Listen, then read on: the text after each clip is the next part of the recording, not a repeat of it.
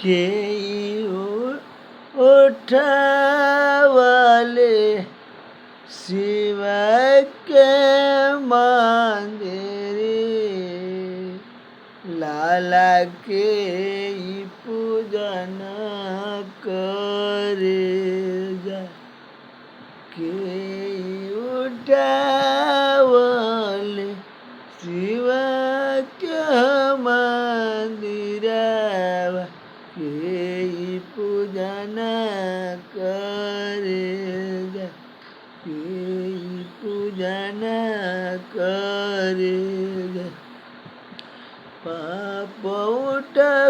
उठवेलन शिव के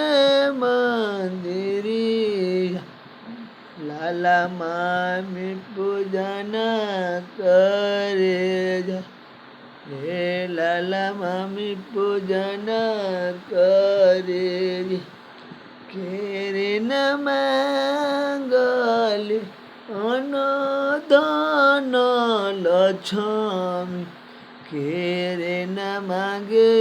5 पुत्र केरे न मांगे 5 पुत्र पापन मांगल अनदान लक्ष्मी मामी मांगले 5 पुत्र मामी मांगले 5 पुत्र मामी न मांगले गोदी के लाला नाना बिनु सुना भावन लाला ना के बिनु याब सुना बैले भावनावा उनके न बिनु सुन संसार पापन मांगले कोटायाटारी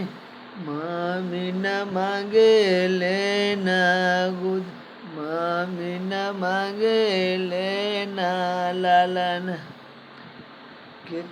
के कर बिनु सु के चलताई नय माम 5 पुत्र दयालन सु माम के मंगले 5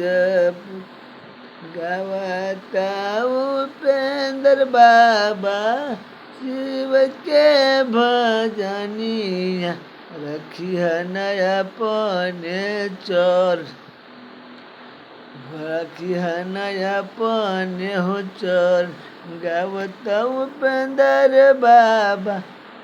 गावता उपेंद्र बाबा शिव के भजनिया रखिया नया अपने हो चोर रखिया नया अपने हो चोर मनसिन मनावेले करी हाथ जोड़िया करेले नया पूजा पर करेले नया पूजा पर